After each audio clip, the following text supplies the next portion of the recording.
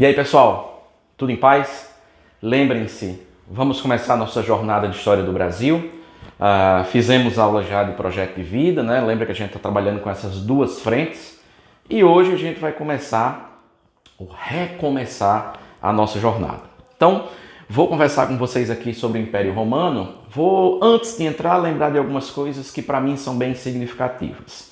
Por exemplo, começamos a trabalhar desde o início com as civilizações clássicas. Trabalhamos com Grécia e eu dizia para vocês, gente, todas as vezes que a gente trabalha com Grécia, a gente tem que lembrar que Grécia é, na verdade, uma das mais importantes civilizações para a gente pensar, inclusive, a nossa atualidade. Tá? Sobretudo quando a gente trabalha com temas como política, poder, democracia, participação, entende?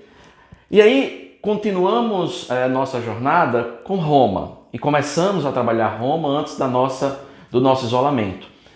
Lá na sala, a gente começou a trabalhar o Alto Império Romano, tá? E nossas últimas aulas falavam exatamente de como esse Alto Império Romano ele estava se organizando. Aqui eu coloquei uma coisa só para a gente relembrar.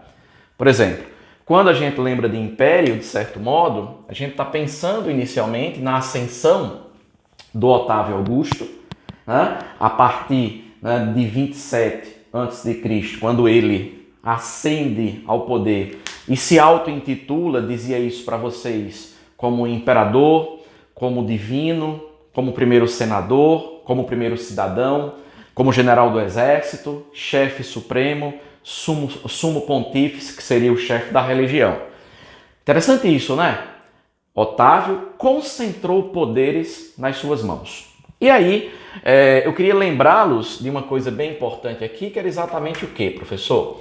Com a ascensão de Otávio, pessoal, nós tivemos essas características aqui que eu discutia com vocês na sala de aula. Roma passa por um processo que a gente vai chamar de processo de estabilidade ou estabilidades. Porque, por exemplo, nesse momento nós temos uma estabilidade política, lembrando, estabilidade política é quando o imperador governa em consonância com uma das instituições mais importantes de Roma, que é o Senado. Então, ele governa com o Senado e tem ao seu lado instituições importantes como o Exército Romano. Então, o Império, o Exército e o Senado, em consonância, entende? Existe uma estabilidade aí, uma harmonia. Essa harmonia acontece porque Roma, nesse momento da ascensão de Otávio, lembrando que aqui nesse momento que eu estou colocando para vocês, eu estou falando do Alto Império. E nesse Alto Império nós tivemos o auge das guerras de conquista. Hein? Roma conquistou vários territórios. Ele chega até próximo, né, das Índias, entende? E o norte da África. Então você tem um território muito extenso. Tá? Na nossa aula síncrona eu vou falar um pouco sobre essa questão da territorialidade. Tá bom? Mas assim pensa, a ascensão de Otávio e as estabilidades política, econômica, porque eu tenho o auge das guerras de conquista, e se eu conquisto, eu tenho escravos, eu tenho terras, eu tenho riquezas. Tá bom? Essa estabilidade também, pessoal, ela é uma estabilidade social.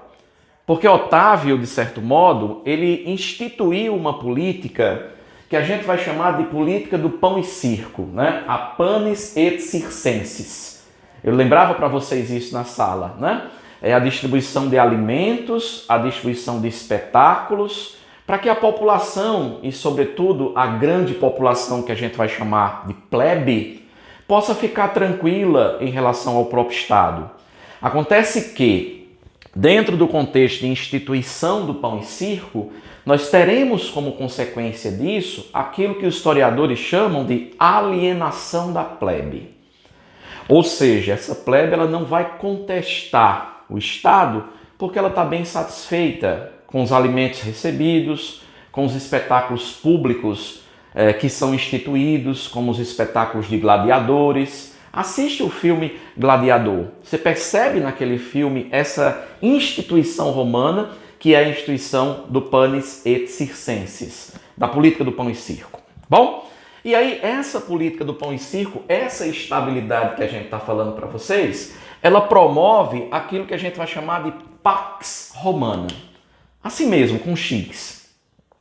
A ideia de paz, a ideia de estabilidade, de tranquilidade. Por isso, o Alto Império, auge, né? Processo de estabilidade, de tranquilidade. Tá bom, pessoal?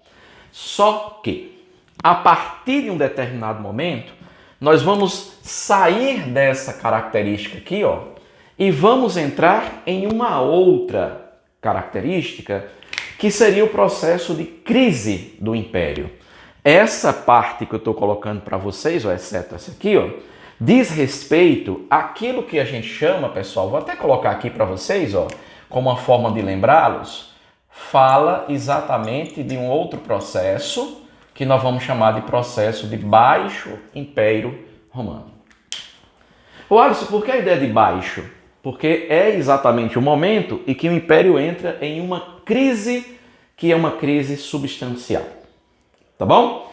Ô Alisson, e essa crise? Lembrem-se, essa crise ela vai a partir do século III depois de Cristo. E, gente, a partir dela nós vamos ter toda uma modificação do cenário europeu, tá?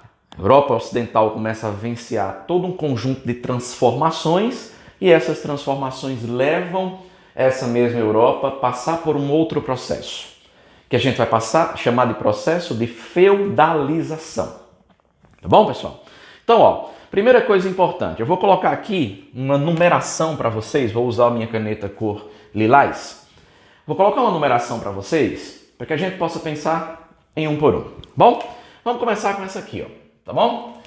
A partir de um determinado momento, nós vamos ter, queridos, a paralisação das guerras de conquista. Lembrem-se. Se eu perguntar assim para vocês, minha gente, qual é a principal característica de Roma imperial? Aí você vai lembrar. Roma imperial tem como principal característica a expansão territorial. Gente, a gente não tem ideia como Roma tinha um exército poderosíssimo que conseguiu expandir seus territórios para vários locais. Entenda isso. Só que a partir de um determinado momento, o Império começou a perceber que as guerras de conquista, pessoal, elas eram muito caras. Elas estavam, na verdade, tirando uma imensa quantidade de tesouro, de dinheiro do Estado romano. Então nós tivemos a primeira característica, que foi essa aqui, ó. A paralisação das guerras de conquista. E olha que Roma conseguiu conquistar uma imensa quantidade de territórios. Se liga nisso. A partir do momento que você tem a paralisação dessas guerras, a consequência disso vai ser exatamente o ponto número 2. Tá bom? Que é exatamente o quê? O declínio econômico. Lembra de uma coisa que é significativa, a gente não pode esquecer disso. O auge econômico do Império está associado ao auge das guerras de conquista e do modo de produção escravista. Tá bom, pessoal? Lembrem-se, o escravo, ele é aquele que gera a riqueza de Roma, por isso o modo de produção escravista. Mas, então pensa, a partir do momento que você tem o declínio econômico, causado pelo quê? Pela inflação, tá? Pela falta de escravos, pelo aumento dos preços dos produtos, pelo desemprego como um todo, algumas características começam a surgir de repente e de forma muito forte. Tá bom? E aí, esse declínio econômico, por exemplo, ele de certa forma, ele está associado a um terceiro ponto que eu vou colocar aqui para vocês, ó, que é a dificuldade de administração das fronteiras. Aqui cabe uma reflexão bem interessante. Eu disse, ó, presta atenção para mim. Roma, no seu momento auge, conseguiu conquistar uma imensa quantidade de territórios. Beleza? Segundo, num determinado momento, Roma estava conseguindo conquistar e administrar esses territórios, criando as províncias, né, cada província com seus governos, né, com seus governadores, com suas instituições políticas. E aí você tem todo um processo muito bem organizado de administração do Império Romano. Só que, a partir de um determinado momento, o que é que acontece? Roma não consegue vigiar as suas fronteiras. Olha que coisa séria. Ela não consegue vigiar essa quantidade significativa de fronteiras que os romanos, por exemplo, conseguem conquistar. Não consegue vigiar nada. Olha, qual a consequência disso? Vamos lembrar. Existem alguns povos que vivem fora das fronteiras romanas, que não falam latim, que não têm cultura romana, que não cultuam os mesmos deuses dos romanos, que não seguem as mesmas regras do direito romano. Entende, pessoal? E essas pessoas são chamadas pelos romanos de bárbaros. São os visigodos, os ostrogodos, os érulos, os burgúndios, os vândalos, os hunos. Então, uma porção deles.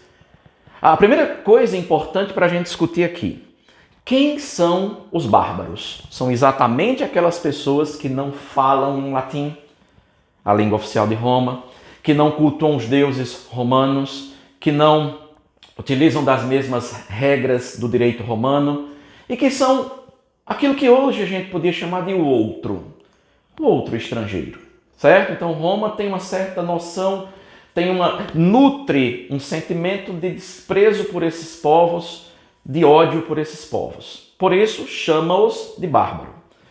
Eu queria que se vocês fossem assistir ao filme O Gladiador, se liguem na primeira cena do filme, que é uma discussão extremamente notável sobre Roma e sobre os bárbaros.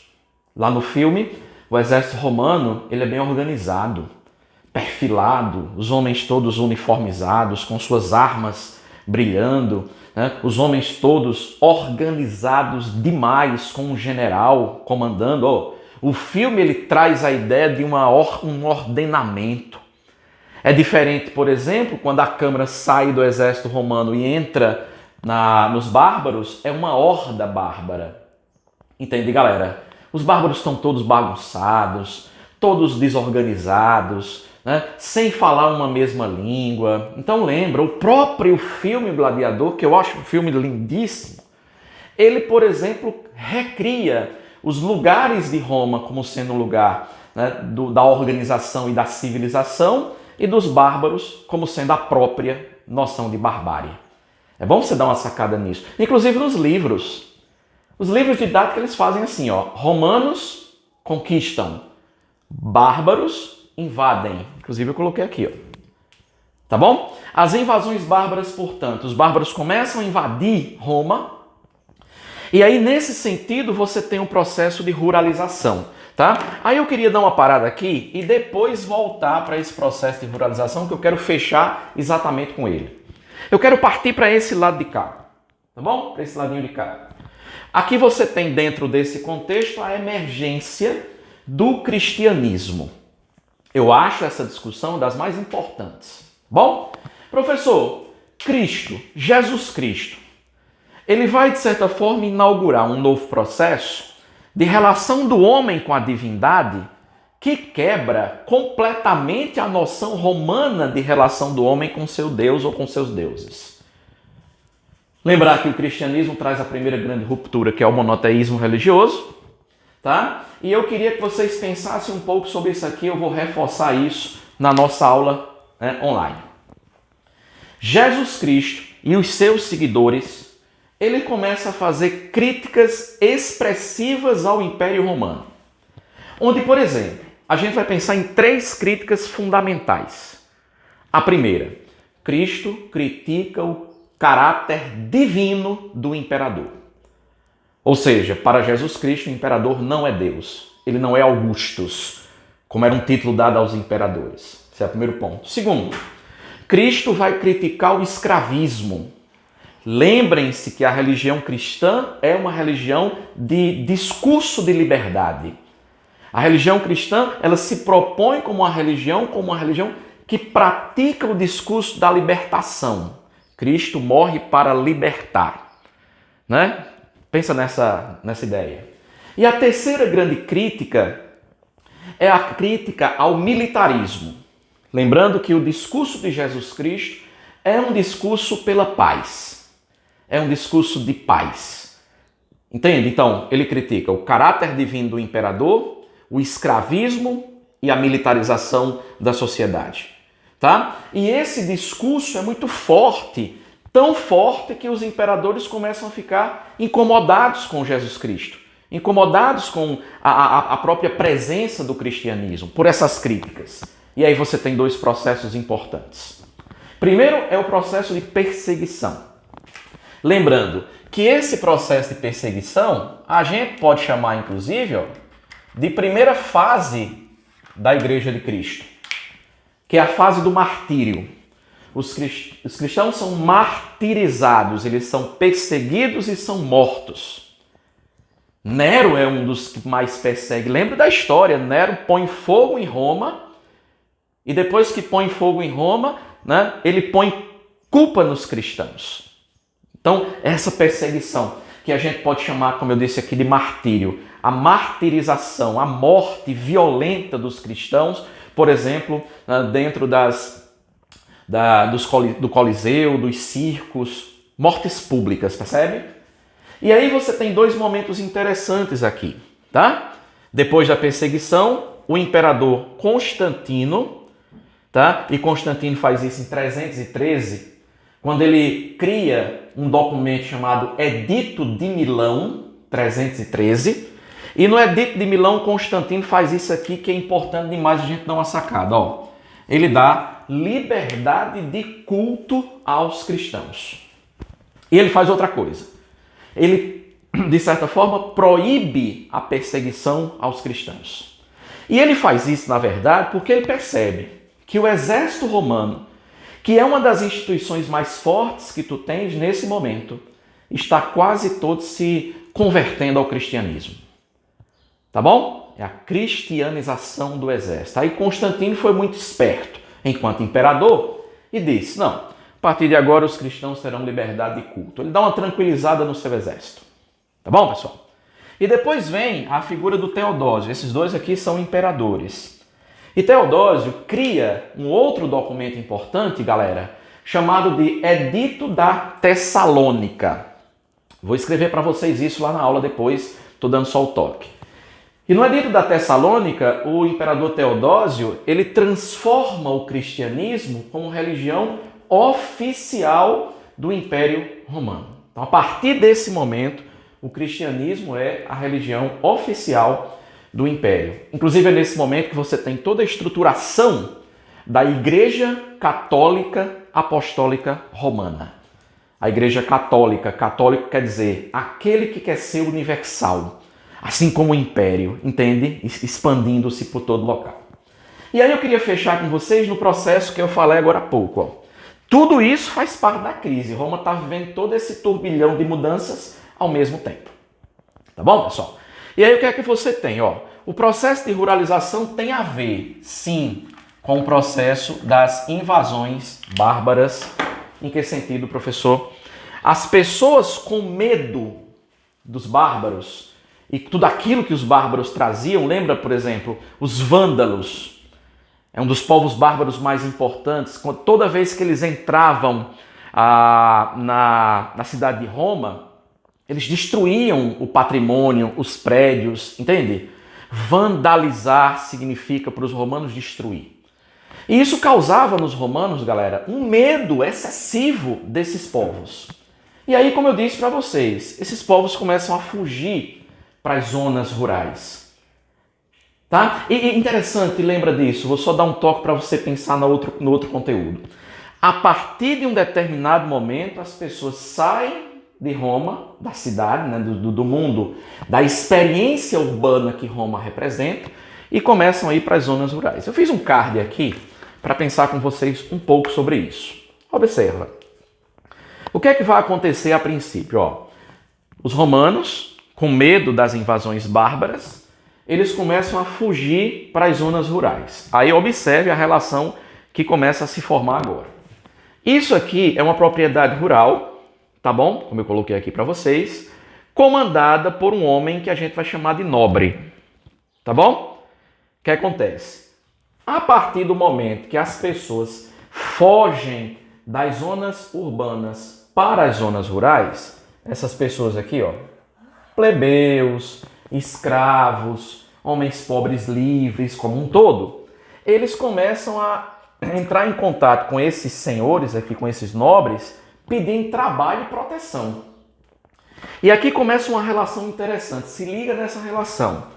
Esse homem que a gente chama de colono por quê? Porque ele vai ter um pedaço de terra para trabalhar, ele se oferece a esse homem que a gente chama de nobre ou senhor, e ele começa a ter direito de trabalhar num pedacinho de terra dentro desse grande latifúndio. Então ele faz assim, ó, ele trabalha para um senhor e paga impostos para um senhor.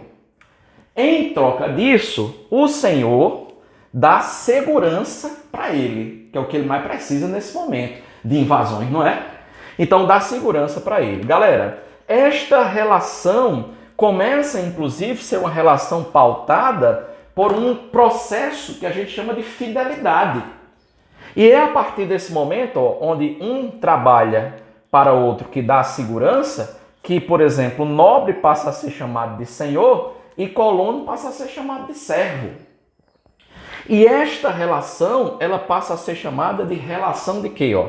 De feudalização. Ô professor, o que é que você está dizendo com isso? Que a partir desse momento, a Europa deixa de viver aquela experiência urbana, comercial, escravista, entende? Para vivenciar uma outra experiência. Agora, rural, agrícola e feudal.